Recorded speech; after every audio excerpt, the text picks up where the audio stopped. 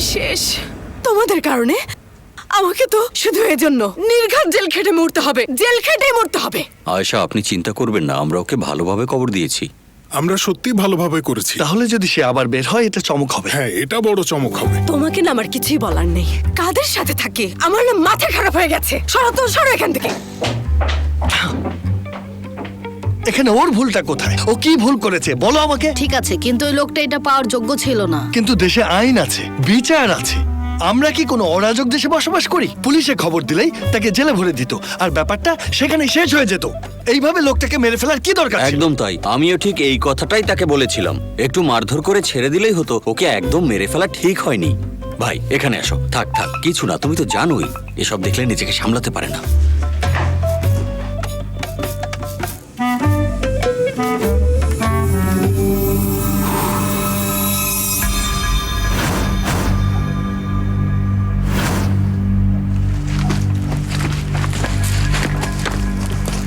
সুড়ঙ্গটা খুঁজে পেয়েছি, বাড়ি থেকে একটু দূরে, তবে জায়গাটা ফাঁকা। কাজটা সহজেই করা যাবে, ওখানেই সবাইকে শেষ করে দেব। সবাই রেডি হও। এই লোকটা ছাড়া বাকি কাউকে বাঁচিয়ে রাখার দরকার নেই, বাচ্চাটাকেও না। বোঝা গেছে কথা?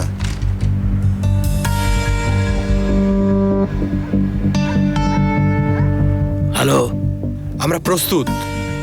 ওরা প্রস্তুত? ওরা কিসের জন্য অপেক্ষা করছে? দ্রুত করতে হবে। ঠিক আছে, যাও। আমাদের দেখছেন? হ্যাঁ, আমরা দেখছি।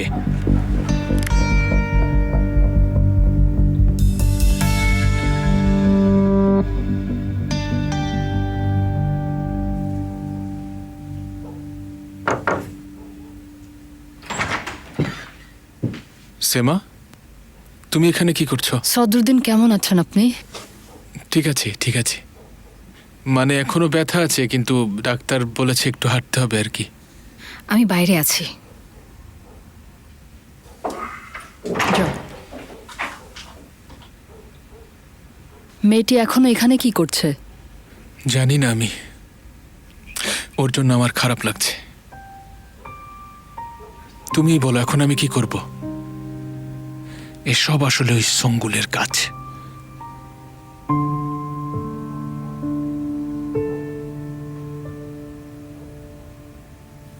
সে ফেরার নেই। শেষবার দেখতেও পারলাম না। ও কিন্তু ফিরেও আসতে পারে।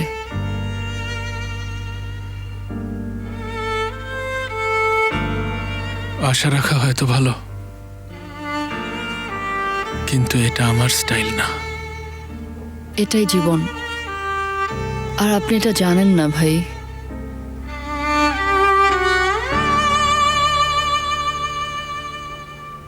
ব্যাপারটা বাড়াবাড়ি হয়ে গেছে। আসলে তুমি এর থেকে বেশি পাওয়ার যোগ্য। কি আমি? ভাই, তুমি কেন বলতে গেলে ঘটনাটা আয়েশা ম্যাডামের বাড়িতে ঘটেছে? আমি জানি না, মুখ থেকে অজান্তেই বেরিয়ে গেছে। বাহ, ভালো বলেছ। ওই মুখ সবকিছু ধরে রাখলো, কিন্তু এটা লুকিয়ে রাখতে পারলো না। ভাই, একবার ভেবে দেখো, যদি আয়েশা ম্যাডাম ভুলেও ওই কথা বাবার কাছে বলতো।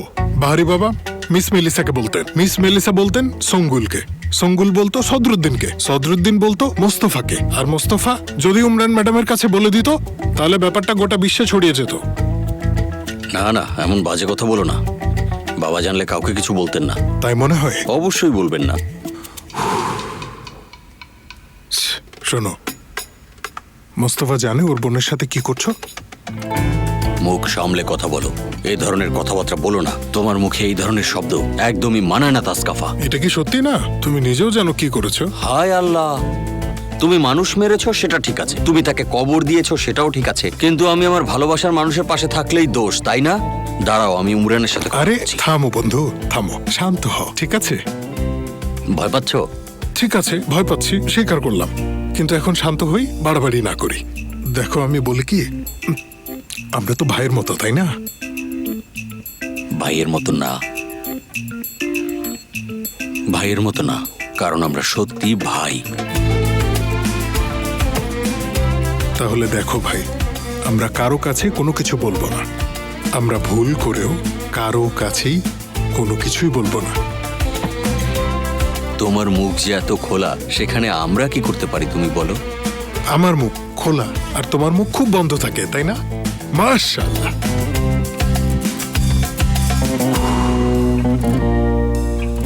হ্যালো, আমি ভলকান ক্রাইম গ্রুপ থেকে বলছি। অনেক ধন্যবাদ ভলকান। তুমি কেমন আছো? ভালো, সব আগের মতোই চলছে। আপনার ছেলের বউকে ডিপার্টমেন্টে দেখা গেছে। আমাদের একজন তাকে দেখে চিনতে পেরেছে। আমার ছেলের বউ ডিপার্টমেন্টে? হ্যাঁ হ্যাঁ, তার সাথে একজন মহিলাও ছিল। একটা শিশু অপহরণের ঘটনা। ব্যস্ততার কারণে বিষয়টা আমি দেখতে পারিনি। কিছু দরকার হলে জানাবেন। না না, এটা একটা ভুল বোঝাবুঝি ছিল ভলকান। আমরা পরে ঠিক করে নিয়েছি। ঠিক আছে, তারপরে কিছু দরকার হলে জানাবেন। ঠিক আছে, জানাবো।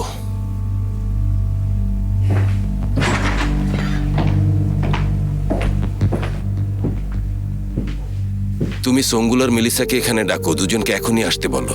ঠিক আছে স্যার।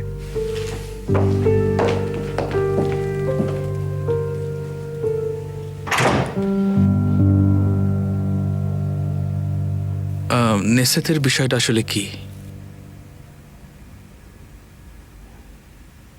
নেসেত আদিলের বড় ছেলে। ছোটটাকে পারছি না, এখন আবার বড়টা। বাবা মনে করেন আদিল তার হাতে আছে। দেখা যাক কি হয়। ওই লোক যে কোনো পাগলামি করতে পারে। আমি আর এখন এসব নিয়ে মাথা ঘামাই না। আমি বাঁচি আর মরি, এখন আর এটা গুরুত্বপূর্ণ না। এভাবে বলো না সেমা। দেখো, আমি সত্যি চাই না তুমি এভাবে হাল ছেড়ে দাও। আমি আর পারছি না, তাই এভাবে হাল ছেড়ে দিচ্ছি। ওকে কিছুতেই ভুলতে পারছি না। ওর হাসি, ওর কিছুই ভুলতে পারছি না।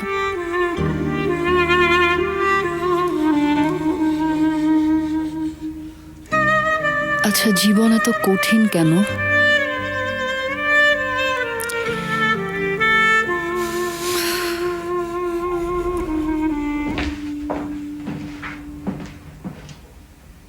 ভাই, বাইরে কি দেখছো? ফেরিহা আসছে কিনা সেটা। সে আসবে না। আরে উমরান আসছে। আয়শাও তো সাথে আছে। বাবাও আসছে, সবাই এখানে আসছে। সত্যি? হ্যাঁ। ভাই আমি শেষ, দেখলে তো? ভাই তুমি শুধু বলবে আমি এখানে নেই। ও বলে দিয়েছে তাসকাফা নেই, তাসকাফা চলে গেছে।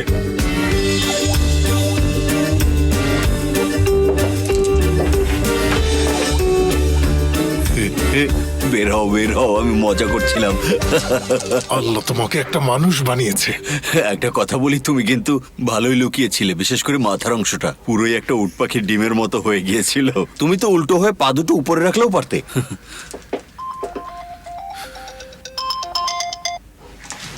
হ্যালো, কি? ঠিক আছে আসছে।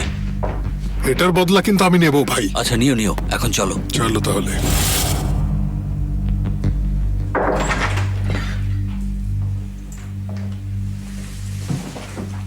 বাবা, আপনি আমাদের ডেকেছেন?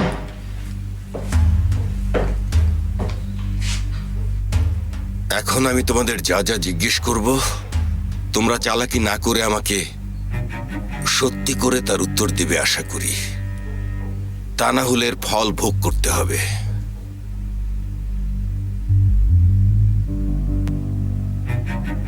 আজ তোমরা পুলিশ স্টেশনে কি করছিলে? বাবা বাবা আমরা দুজন আসলে বাহির সাহেব, হাসানকে অপহরণ করা হয়েছিল, সেজন্যই পুলিশ স্টেশনে গিয়েছিলাম। কি? বাবা, আমরা যখন সিগন্যালে থেমেছিলাম, তারপর কিছু লোক এসে হাসানকে নিয়ে গেল। ওরা বলল বাহারি জেনে গেলে বাচ্চাকে মেরে ফেলবে। ওরা এটা মোটেও বলেনি, তবে বলেছিল ওকে আর দেখতে পাবো না। তফাৎ কি? একই কথা। একই না সঙ্গুল। তাহলে ওরা তোমার কাছে কি চেয়েছিল? 25 লাখ। বলো। আমি টাকা দিয়ে দিয়েছি, হাসানকে ফিরে পেয়েছি, এটাই হয়েছে। আর আপনি টাকা দিয়েছেন?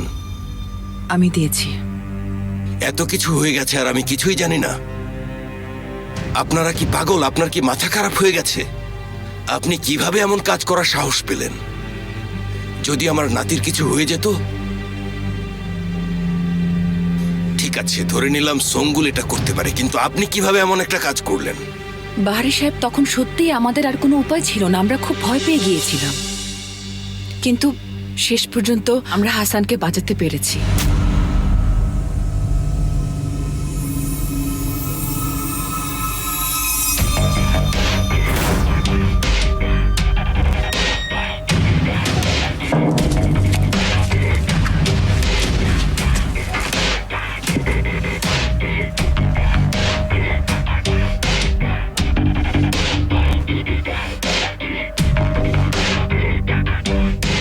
ওরা ভেতরে ঢুকেছে, আশেপাশে কাউকেই দেখছি না।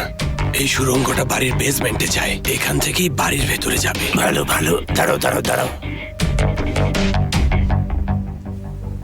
বাবা, আমরা বুঝতে পারিনি, আমাদের ভুল হয়েছে, দয়া করে ক্ষমা করে দিন। এত এত ভুল করেছো তোমরা, কোনটাকে ক্ষমা করব? বলো আমাকে, কোনটা ক্ষমা করব? বাবা, একটু বাইরে আসতে হবে, জরুরি। আর যেন এমন না হয়। দুঃখিত দুঃখিত বাবা।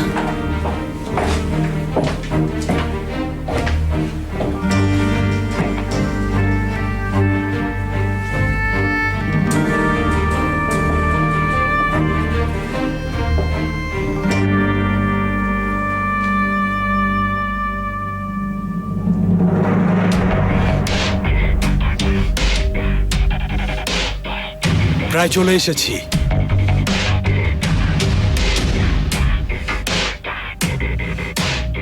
সৈন্য সমাবেশের 4টা ধরন আছে, যে বুঝেছো বাচ্চারা? প্রথমটা হলো সাধারণ, দ্বিতীয়টা হলো আংশিক, আর তৃতীয়টা জাতীয় সৈন্য সমাবেশ, আর সবশেষে রয়েছে আমাদের গৌরবময় সেনাবাহিনীর সৈন্য সমাবেশ। ঠিক আছে, কিন্তু বাস্তব জীবনে এসব তথ্য কি কোনো কাজে লাগে? এসব জেনে রাখতে হয়, তোমার কি ভালো লাগছে না? শোনো ইসা বাবা, এসব আলাপ আলোচনার ব্যাপারে তুমি খুবই অস্থির থাকো। কিন্তু দাদু স্কুলে আমাদের এমন অনেক অদ্ভুত জিনিস শেখায়, যা দিয়ে পরীক্ষায় পাশ করি কিন্তু বাস্তব জীবনে ফেল করি।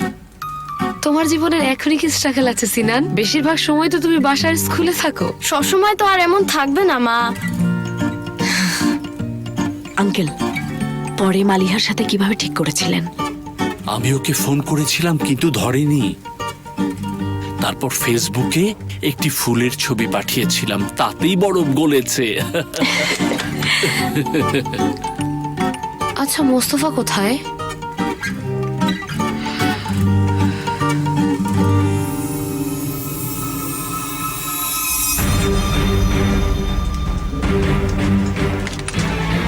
চলে এসেছি, রেডি হও। এটা কে ছুড়লো? পিছন থেকে এসেছে। ওখানে কি হচ্ছে? ওখানে কি চলছে শুনতে পাচ্ছ? শুনতে পাচ্ছি না।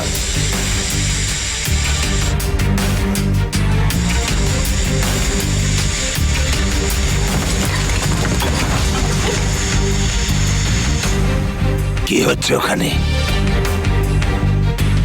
হ্যালো, কি হচ্ছে শুনতে পাচ্ছ? দাঁড়াও দাঁড়াও, সংযোগ চলে যাচ্ছে, আবার চলে আসবে। এখন এসেছে।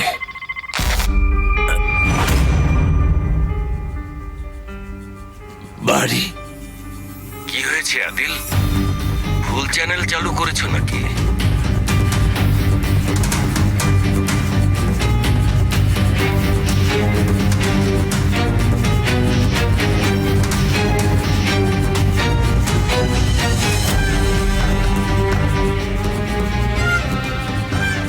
যাদেরকে পাঠিয়েছো ওদের মেরে তোমার কাছে পাঠাবো না, তুমি মরবে।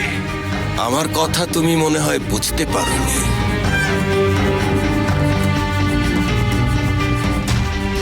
যদি বুঝতে না পারো তাহলে আবার বলছি, তোমার ছেলেকে যদি তুমি নিতে চাও তাহলে তোমাকে নিজে আসতে হবে আদিল।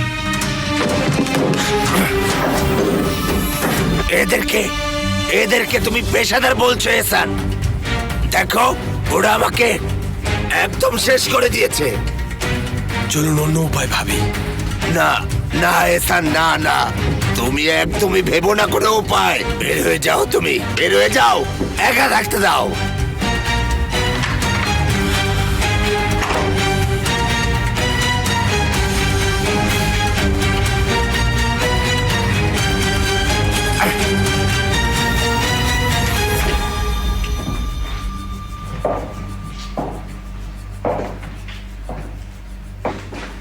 তুমি কিভাবে জানলে যে ওরা এই দিক দিয়ে আসবে?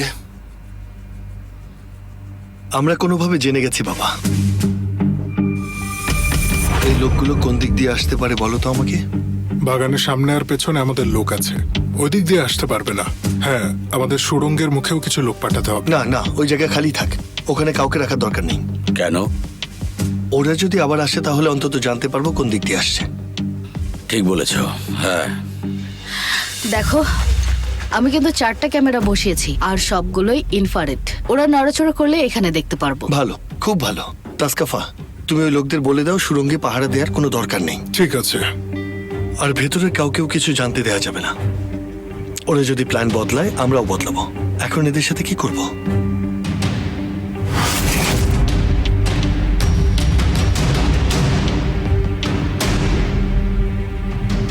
এখন এদের সাথে কি করব? যারা নারী শিশু সহ এতগুলো মানুষ মারতে এসেছে তাদের সাথে যা করা উচিত আমরা তাই করব। তুমি উপরের কাউকে কিছু বুঝতে দাওনি, তাই তো? না, কেউ কিছু বুঝতে পারেনি। বাবা, যদি অনুমতি দেন আমি ওদের একটু পেটাতে চাই। আচ্ছা, মনের আশা পূরণ করো। তুমি কি এটা একটু ধরবে? আমি এদের একটু পেটাই।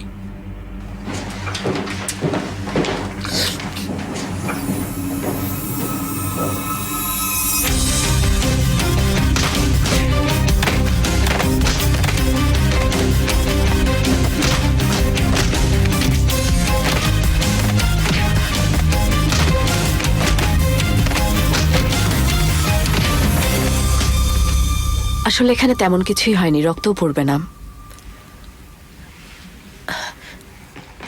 আপনি কি ডিস্টার্ব হচ্ছেন? না, কোনো বই থাকলে দিন পড়ি। রিয়েলি? আপনি বইও পড়েন? আমি সবই পড়ি। কি ধরনের বই আপনার পছন্দ? মোস্ট অফ আমি ডার্ক পছন্দ করি।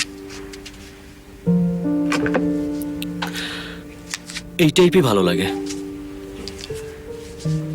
মাঝে মাঝে মানুষের জীবন নিয়ে ভাবতে ভালো লাগে, তাদের ভালোবাসার হতাশার গল্পগুলো খুব ভাবি, তাই সেগুলো পড়তেও ভালো লাগে। এইসব কাহিনী খুব মজার। সেগুলো তো গল্প কাহিনী। আমরাই তো গল্প কাহিনী। Interesting perception. মানুষ আমাদের ভাবনার চেয়েও বেশি দুর্বল। আয়শা, বেশিরভাগ সময় আমরা অন্যদেরকে নিয়ে ভাবি। আমি সব শুনেছি, আমার বাবা যা যা করেছে। আয়শা, আপনার সন্তানকে হারানোর পর খুব কষ্ট পেয়েছিলেন, তাই না?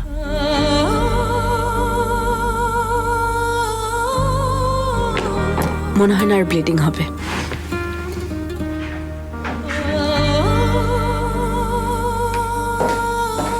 আয়শা,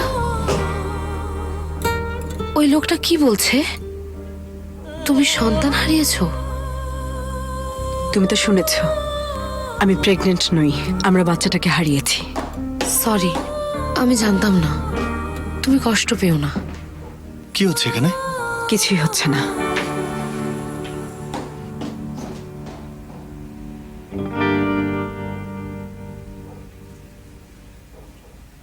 তুমি ঠিক আছো? ঠিক আছে, আয়শা খুব ভালোভাবে টেক কেয়ার করছে। তা তো করবেই আয়শা। তাহলে তুমি আরাম করো, আমি ফ্রেশ হয়ে আসি। আচ্ছা, ঠিক আছে। আমার কথা শোনো। মেয়েটা খুব ভালো, ওর কেয়ার করো, ঠিক আছে? তোমার ভাবতে হবে না।